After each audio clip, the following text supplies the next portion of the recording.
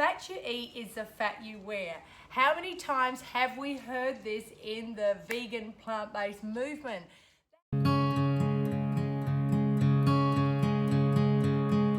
I can see clearly now, the rain is gone. Hello, Jade here and welcome to my channel. Today's day 4, back on 80, 10, 10, 100%. Now, for those who've been following me for a long time, you're probably thinking you've been following it for a long time. Yes, I have. I've been following this lifestyle for 5 years. I have had a lot of ups and downs along the way. But in the last few months, I had upped my fat, experimenting, trying to balance myself out, but I came to the realization the problem was I was under eating carbohydrates. Opening Dr. Graham's book, 80, 10, 10, really made me go, ah! Of course, that's what I'm doing wrong.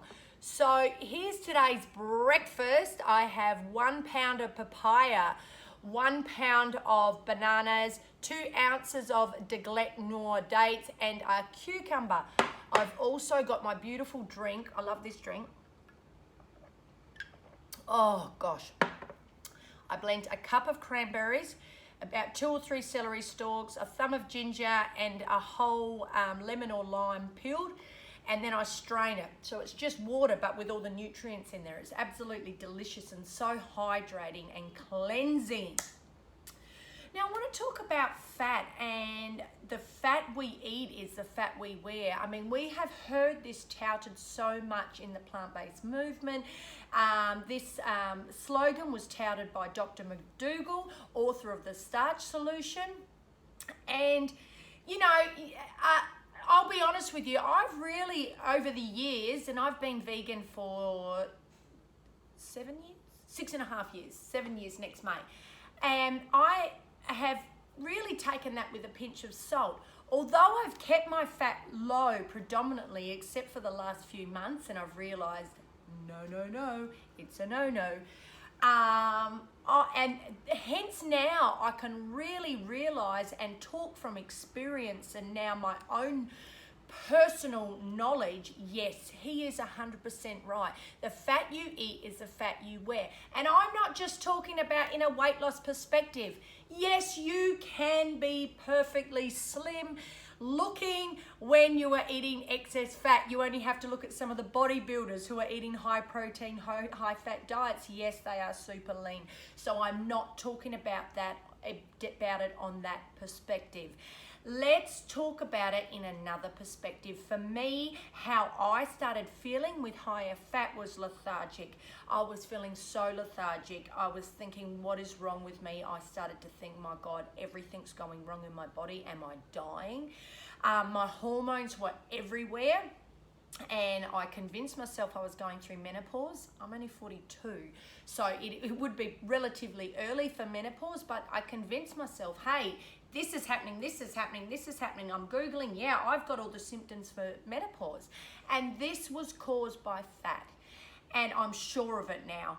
And I was feeling depressed. Now, I openly have admitted on YouTube plenty of times that I have been prone to depression most of my adult life, from a teenager, so to speak, and I've done well to battle it and overcome a lot of post-traumatic stress disorder from my childhood, and work through it all and live what's called a functional life. But I really want to talk about the effects of fat on the liver. Now, I was reading a medical medium blog, and he claims most people are actually predisposed to a fatty liver, and it's due to our lifestyle, obviously the environmental toxins that we have in the air, due to the large amount of pollution in our world, but also our diet and what we eat. So when our liver becomes really fatty, it allows pathogens to prosper, and it prevents toxins from leaving the body. Hence, it can't do its job. The liver's job is to neutralize toxins, and when it can't, this is when disease starts to enter our body. So we might have skin problems, neurological disorders, hormonal issues, diabetes, autoimmune, cancer, mental illnesses, including depression. So fatty food gives us a pre-fatty liver, and it doesn't matter whether it's healthy plant-based fat. Obviously healthy plant-based fat, we need a small amount in our lifestyle, but we don't need the huge amounts that a lot of us put into our diet. So it doesn't matter if it's plant-based fat, healthy fats, or whether it's trans fats. Obviously trans fats are a lot worse for our body. Trans fats come from fried food and all that processed food and all those kind of things. Obviously they're worse for you, but fat in our body can cause the body to have a pre-fatty liver or a fatty liver. So what we need to know is when we have too much fat in our body, it actually thickens our blood. So when our blood becomes thicker, the oxygen can't pump through our body as efficiently. So that in a start is a huge problem. And also if you are diabetic or predisposed to diabetes, this is a major problem, because it's a major problem for anybody anyhow, because what happens is if we've got too much fat in our system, the carbohydrates, the sugars, what our bodies function on, our bodies function on glucose. So what happens is the sugar cannot get into your cells because of the thickness of your blood and the fat, and it puts up like little walls, so to speak, and the little key, the sugar, can't get into your cells, and that is a major problem because it causes blood spiking in your body. Hence, you know, people say, oh, I'm not feeling the best when I'm eating fruit. Yeah, because you've got so much fat in your system. And that's why people get belly aches or cramping down their arms. It's like a hypoglycemic effect. And that is due to the fact there's so much excess fat in your body. Once you clear out the fat, the sugar can get into your cells and it'll function how it's supposed to function. Now you can imagine if we have got thick blood and our body needs oxygen, our body needs water, and our body needs sugar to survive. And if we can't get those things, that is when disease starts to come into our body. But that is why we start to feel drained. Because if your brain's not getting what it needs to function, this is when you start feeling fatigued. This is when you're feeling tired. This is when you're feeling depressed, emotional, and all those things take over. So when Dr. McDougall, I believe, this is my interpretation, is saying the fat you eat is the fat you wear. Not necessary as a fat person. Oh, I'm going to get controversy for saying that. A person who is wearing fat on their body. Not necessary as a fat person or an overweight person. But internally, how is that fat affecting us? Now, we have seen so many predominant leaders, so to speak, big time YouTubers in the vegan and raw vegan movement turn their back on this lifestyle and turn back to animal products. Now, my huge belief is the reason why their bodies started craving animal products astronomically is because they weren't getting the carbohydrates they needed. You only had to see the way they started turning their diet, and it was more fat, more fat, more fat. And I have a confession to make. Only a couple of weeks ago, all I was thinking about was eggs. And I'm thinking, I am not turning my back on my ethics. You know, I'm not just vegan for health. I'm not a I am a healthy vegan, but I'm an ethical vegan. I love animals. And for me, I'm like, I'm not turning my back on my ethics. Why am I craving this egg?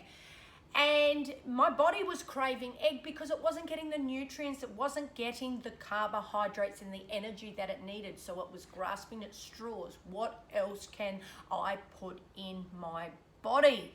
So we have to be just so mindful of what we eat. And especially, I mean, if you are an ethical vegan, and even if you're not an ethical vegan, why do you want to go back to animal products? I'm just so lucky that my ethics are so strong. and that my resolve to raw veganism is so strong that I walk myself through things and say, hey, there is a solution. There's always a solution to be able to adequately get everything your body needs and to thrive on a plant-based vegan lifestyle. So you've just got to wade through. And look, once you start doing your research, you start saying, yes, of course, that is right. So for me, I know now I'm back on track again, and I feel fabulous again for it. And it's amazing. I've always said grains cause a blanket to go over my body. So does fat.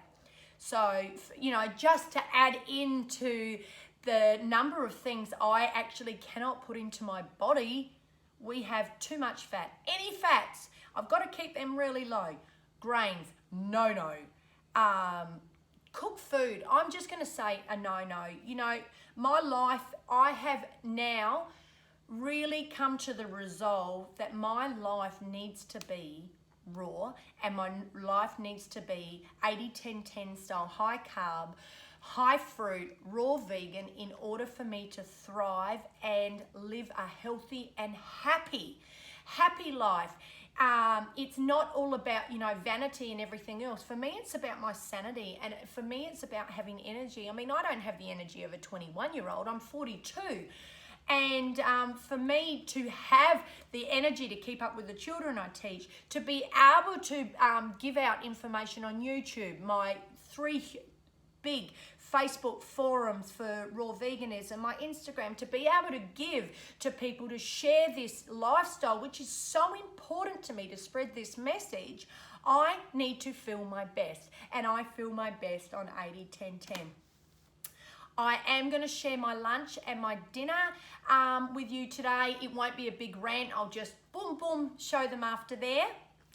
And I look forward to seeing you tomorrow. I'm just going to keep pounding out these videos. If you like this video, give it a thumbs up. If you want to have more nutritional information in my videos, leave a comment below. Leave a comment below anyway. Connect with me. It helps me to know what people want from me on YouTube. It helps me to know you're watching my videos, and it helps me to feel valued as a contributor to the 80-10-10 lifestyle. Thank you so much for watching. Remember, love life, live free, and be kind to the number one person in your life. I can see clearly now, the rain is gone. I can see all obstacles in my way. Easy soup for dinner tonight, like seriously easy. 8 ounces of celery, 2 tomatoes, 1 red pepper, and blend. Top with 8 ounces of pineapple and 1 tomato. And I'm going to use 8 ounces of romaine lettuce to scoop. That's it.